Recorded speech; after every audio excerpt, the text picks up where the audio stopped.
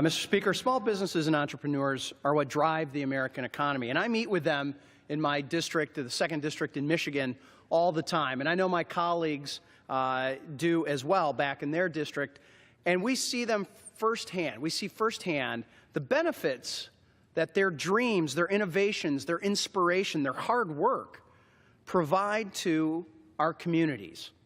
These innovators, these entrepreneurs, these risk takers are critical for our country's economic growth and prosperity. In fact, small businesses are responsible for 60%, yes, 60% of the nation's net new jobs over the past 2 decades. Not 2 years, not 10 years, over the last 20 years, over the last 2 decades. So if our nation is going to have an economy that provides opportunity for every American, then we must promote and encourage success and growth in our small businesses and our startups. It's this notion that brings us this legislation we're discussing today. H.R. 1343, the Encouraging Employee Ownership Act, would simply level the playing field for small companies by updating federal rules that allow small businesses to better compensate their employees with ownership in their own businesses. Currently, the Securities and Exchange Commission Rule 701 permits private companies to offer their securities as part of written compensation agreements to employees, directors, general partners, trustees, officers, or certain consultants without having to comply with rigid federal securities registration requirements. The SEC Rule 701 therefore allows small companies to reward its employees.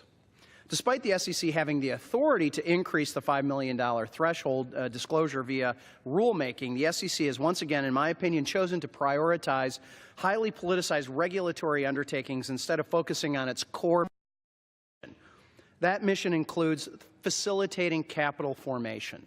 The SEC, if the SEC cannot or will not focus its priorities, Congress will.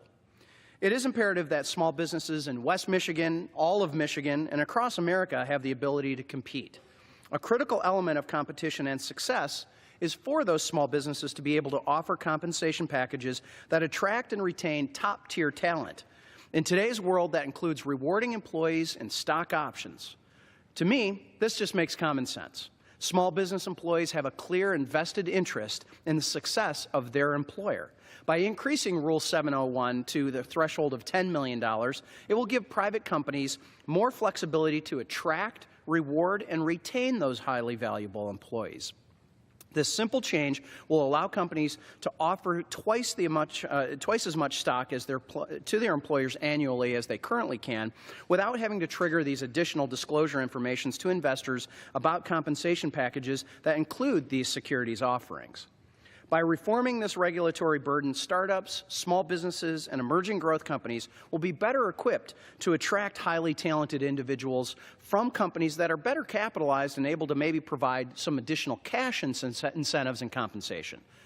So by incentivizing employees with stock options, these small businesses will now be able to compete on a more level playing field with older and larger and maybe more established companies, and they're going to be able to retain their valuable employees as well. So this bill is an example of a positive bipartisan results that can be achieved when Republicans and Democrats reach across the aisle. I commend the sponsors of the bills, Representative Hultgren, Delaney, Higgins, MacArthur, Sinema, and Stivers, for their leadership on this issue. I encourage my colleagues to support H.R. 1343.